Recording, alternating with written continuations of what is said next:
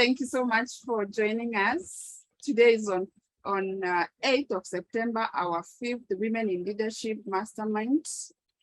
And today we are having speakers from a variety of fields. We are going to be learning as we get inspired. And our next speaker is in a different field. And maybe it's time for us to get ourselves thinking, if this is happening in the different fields, what are we doing right?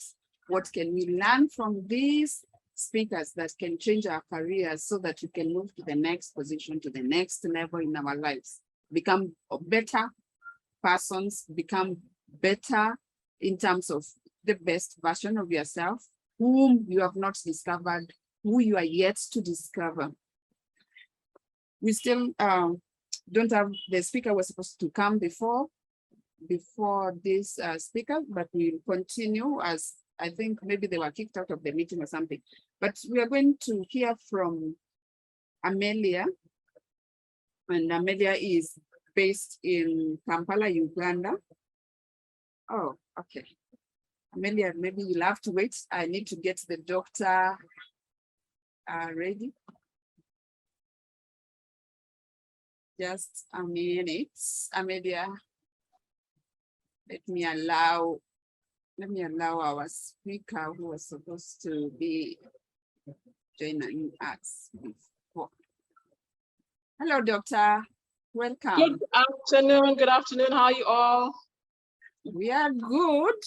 I was worried you went out. We wanted to host you because I guess you're very busy, but would love to have and hear from you. Thank you so much for joining. I hope that you didn't have a lot of problems while trying to join in, because I saw you join in and then went out just a few minutes before we finished up with the other speaker. And I'm like, the doctor is very busy. We need to have you here right now so that we can hear and learn from you. So no worries. I think also my network was a bit funny. I think even you guys were hanging somewhere. So yeah, I noticed you guys were hanging somewhere, but all is good. I'm back and everything is all set. Good, welcome. I've been kicked out. We had power resets 2 times. We were like, are we going to be successful with this today's event or not? But we are here. We are glad that we are able to connect and we are able to at least meet and talk and learn from each other. Thank you so much for making time for us and for allowing us to learn from you, to get inspired by you. So I'll just read a small brief about you and then we can go along as you give us more and more. So Dr. Emma is a certified dentist. I like to just talk about the dentist part because the other parts, you can tell us more about it. We feel lost when we talk about all this, orthodontist, is it? Dentist, something like that? Pediatrician. Orthodontist. Yeah. With over a decade of experience in the smile resolution and teeth alignment. She's a fellow of the American Association of Dental Research, Kenya Association of Orthodontics, a member of Dental Association and Kenya Pediatric Dentist Association, Nairobi. Dr. Emma is the founder and director of DentPlan, dental surgeons, where she offers day-to-day dental health services and manages the strategic development growth of the firm. She's passionate about putting smiles on people's faces, especially keen on creating a younger generation that is more health conscious. She aims to demystify dental health treatment as painful, expensive, and for the chosen few with insurance. Well, that is really, really important because I think as human beings, one of the things that give us confidence is our smile. So if we can't smile, if we don't feel confident smiling, we lose that self-esteem and that can interfere with us even in our work, in what we do and around people. So the work you do, it's really work that helps many people feel they are who they're supposed to be. Tell us as a doctor, and especially being a lady, was it easy to make a choice to become a dentist? Let's start from there, because sometimes we make decisions in terms of our careers based on our parents, what they want us, who they want us to be, or who they thought they were supposed to be, but were not. Was it easy to make the decision to become a doctor and, for that matter, a dentist? Well, if I start from the beginning, you're going to be very shocked. What I wanted to become was a travel agent. I thought that was a really cool, career, and I would be traveling all over the place. And I thought, wow, this is my ticket out of here. Yeah. So I actually did want to become a travel agent. Then my dad is an engineer, and my mom was a headmistress. And they looked at my grades and they were like, silly girl. I mean, where do you think you're going to take this brain of math, of biology, of physics, and open a travel agency? And I thought, yeah, I know geography. And my school was really a good school. I was a former Kenya high school girl. So we had German and French in our school. Wow. So yeah, so I took languages, I took sciences, and I thought I'd balanced it very well. So family pressure, parental pressure. I was forced to choose a career, and I was told not to choose a hobby. And for that matter, I chose dentistry because I thought I'd do a nice 8-to-5 job. Then I'd have my life. I don't have to be a medic who has to run around in the middle of the night looking for patients from one hospital to another. And I didn't want to be an engineer and become like my dad. So I just chose something that was just really off. And I thought that sounded nice. It would just be comfortable. But lo and behold, it wasn't. So that was my journey. That's how I started to be a dentist. It was through a rebellion, and I found myself going to the University of Nairobi to do a degree in Bachelor of Dental Surgery. Oh, that's interesting that you thought you would be better doing a travel agents, and yeah, your parents getting you to do something, they thought you could do something different, and you didn't actually resist, and you didn't find, like, during your learning that was difficult, because again, you can be forced by parents, and then when you reach somewhere, you decide, oh no, this is not for me, this is for them. It wasn't hard during your university? No, university was hard, but very, very hard. In fact, I tell people you should have chosen medicine. One of the easier courses is medicine. The harder ones are dentistry, getting to pharmacy, and getting into medicine. And the reason being is dentistry is a specialty.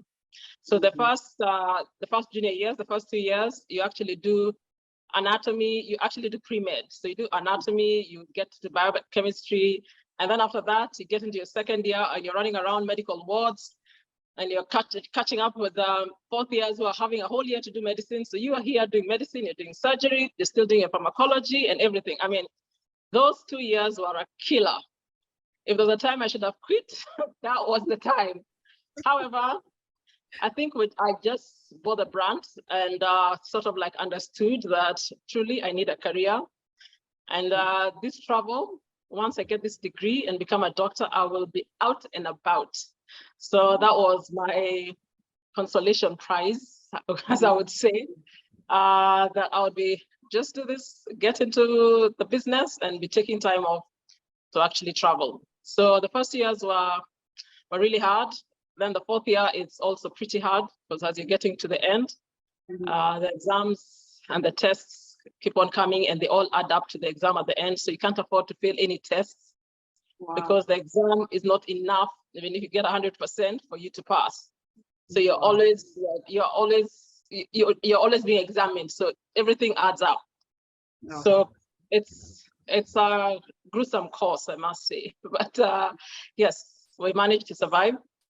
And then after that, I still went to do my master's, shock on me. So yes, so after that, I went to do my master's. So I did my master's in pediatric dentistry, University of Leeds, that's in the UK.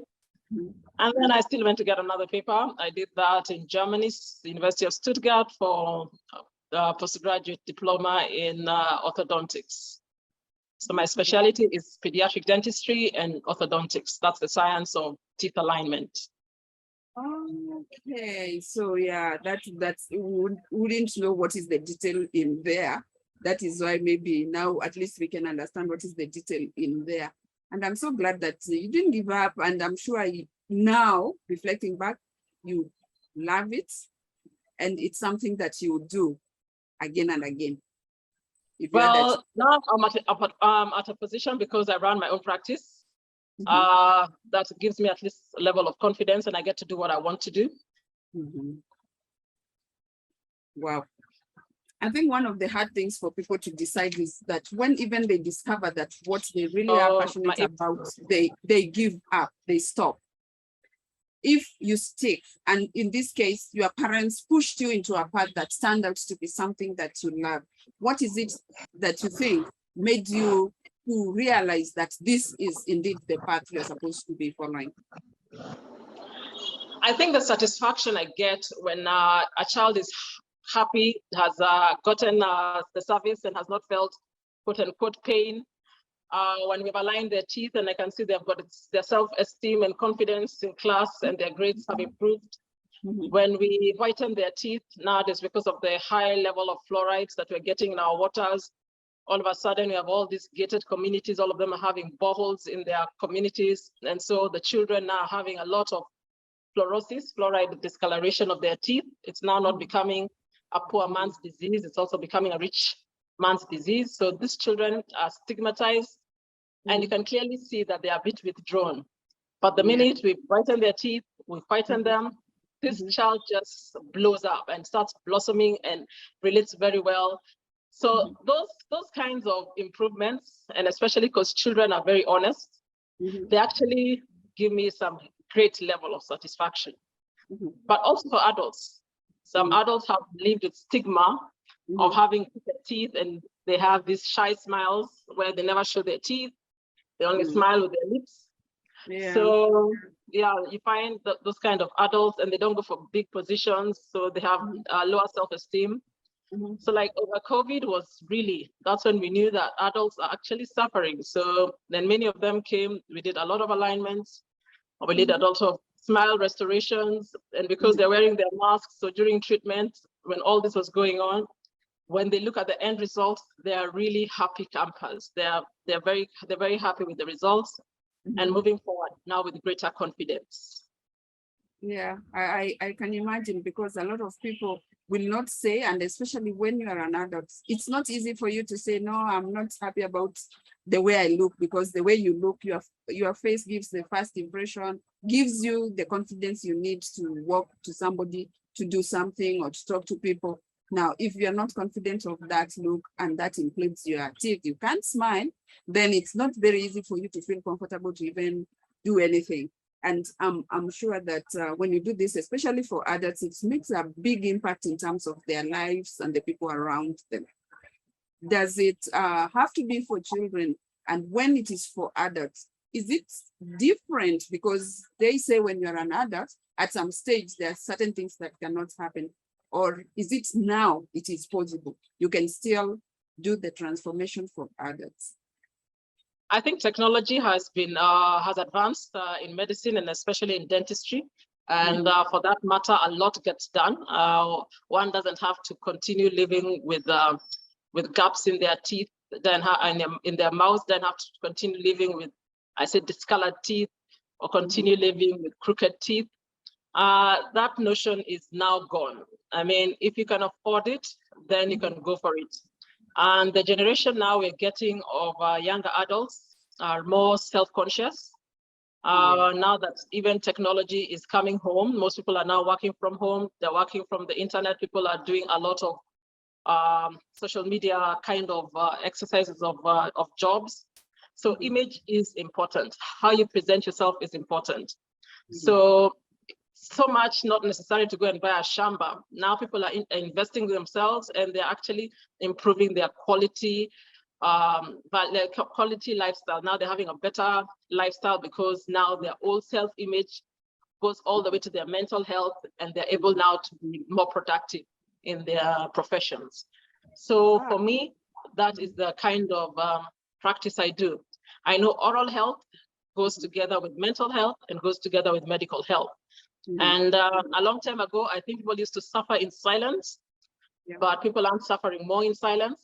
So people that want to have new teeth, they'll come in and they'll get a bridge, they'll come in, get an implant, and get themselves permanent restorations.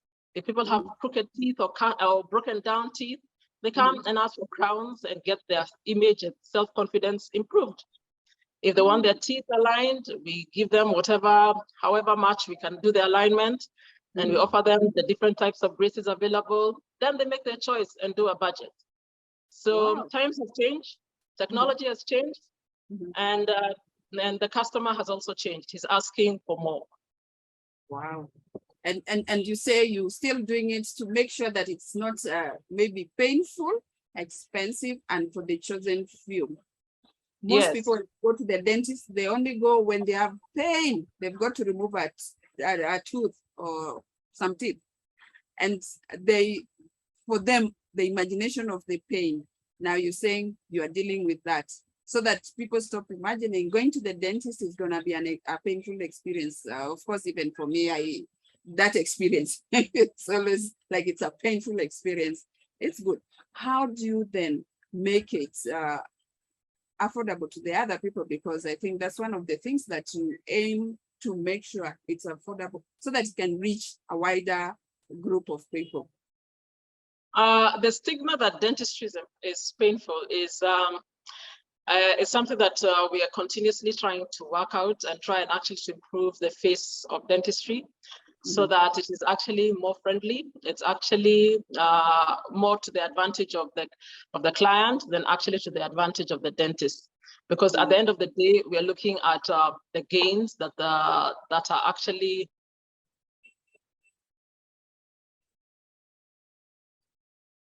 Is it me who is frozen, or is it benefiting the client? It's okay. I was saying, so the pain, yes, so the fact that dentistry is painful, I think we need to get rid of that, because as I said, technology has now advanced, and the old practice of old dentistry is no longer anymore. Things are more pleasant and more palatable at most dental clinics around and about the country. So that stigma should actually be wear off completely. In terms of expense, I always tell people what is expensive. People drive cars, they take their cars for services. Servicing is 30,000, 40,000 for just a car. And that car, you're going to sell it maybe in another 3 years, it's not gonna last any longer. So at the end of the day, you've spent close to 200,000 on your car. And then when I ask you for 8,000 for filling, which will last you for 15 years, or I ask you for 50,000 for a bridge, which will last you a lifetime, you find that expensive? I think that is really relative. And that's what we want to actually demystify. What is expensive? I think people have got to realize and take care of themselves a little bit more and know that it's expensive to have, not to take care of your teeth and not to take care of your health and to take care of material things. So for me, that notion is subjective. It's so true, because at the end of the day, anyway, you want your confidence, which you can't borrow it from anyone else. You want to look to you. And I think that smile is important, because then if you smile, smile, it just communicates something. So if you have your smile, you can be sure that maybe where you're going or what you want to do can be impactful. But when you don't have the smile and nobody knows whether you are happy or whether you're scared, a smile can communicate so many things. Then you have to make a choice. Will I go to the dentist and fix myself or get my teeth fixed? Then I think it is important. This is a very interesting thing, because a lot of times we take it for granted that our body, and especially our face, has got things that make us who we confidently feel we are. What are some of the things that you learned along the way that you'd tell your younger self? Oh, my younger self, personally or professionally? Either. Because remember, you started a career where your parents told you, you're not doing this, you're going to do this. Is there something that you learned along there that you could tell yourself? Well, I think in terms of professionally, I think just putting in more effort and paying more attention is what I would actually have told my younger self. And to have more confidence. I think when I was a bit younger, I used to be a bit overweight, and losing weight has become a journey. But yes, maybe a bit more confidence to go with it. But I must say I'm fortunate because I've never had like a toothache. Most of the time, my parents used to take me to a dentist. So in my opinion, I used to look and say, this is a clean, neat job. And this is what I actually want. So for my younger self, I think I have managed to actually achieve a bit of what I wanted. And since I've also been able to travel, I have captured that dream within my professional life, which works. So I have refused to live with regrets. So I don't have any.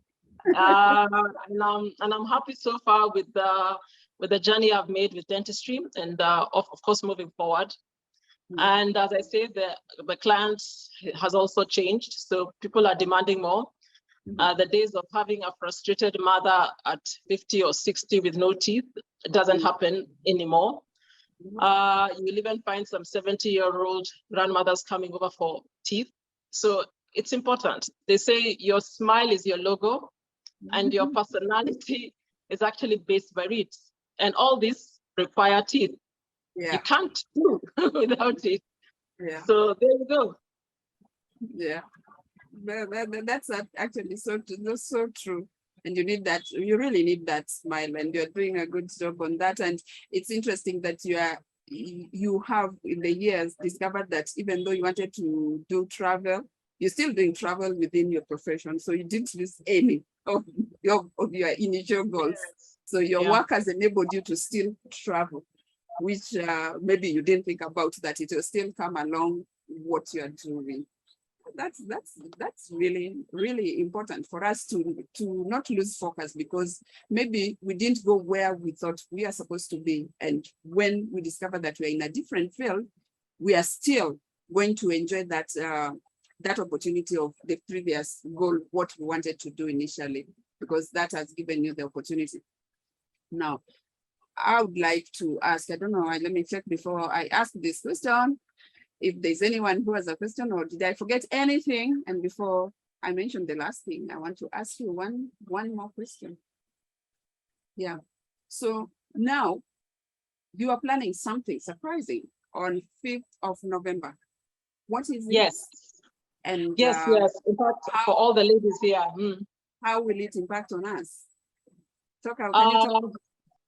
Yes, let me talk a bit about it. I belong to an organization that is a business networking organization. It's actually more about business people, businessmen and businesswomen.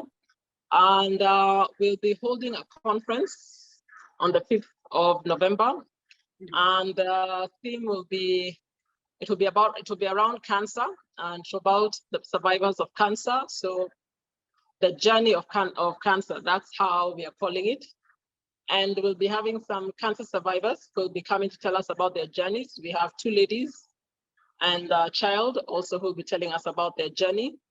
And we want to actually support Cancer for Kids. This is an organization that supports children who have cancer and supports them in terms of financial aid, in terms of medical aid, and we want to be associated with them. So would really like to invite all you women who are here to come in for the conference. It will be on the 5th of November. It's a black tie event.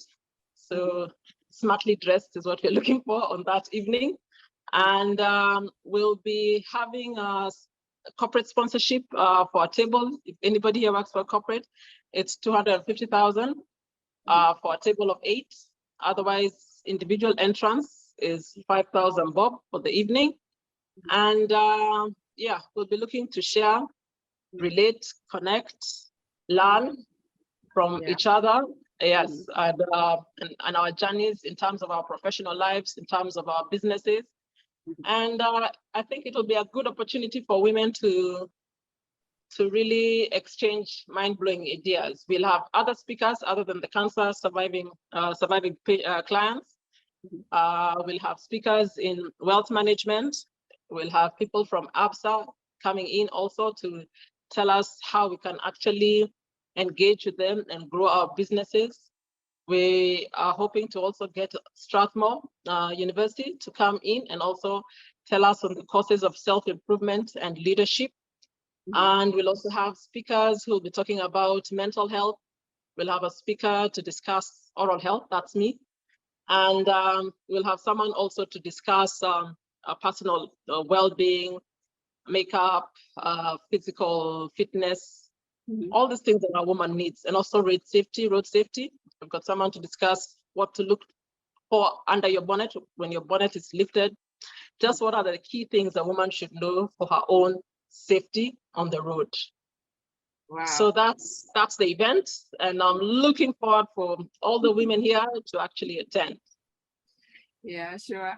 That is nice, and we look forward to joining you on 5th so that we can learn all those things and maybe be inspired by the people who you have inspired. I guess this is important also for us as women to get more into networking and learn from others, because every person has got something that the other person doesn't know. So that's just one tip from different people. We learn so much and we get inspired besides being challenged. Want to thank you so much for taking your time off the patients to be here so that you can go through and share with us why it's important to smile, and that we can still smile, should not be afraid. We can get our confidence by making sure we are taking good care of ourselves. Thank you. Yes. Thank you very much. It was a pleasure. Thank you very much, Winnie. Yeah, unless there's a question, anyone with a question? I don't have any other question. We thank you for your time. So we look forward. Thank you very much. And I look forward to see you all on the 5th of November.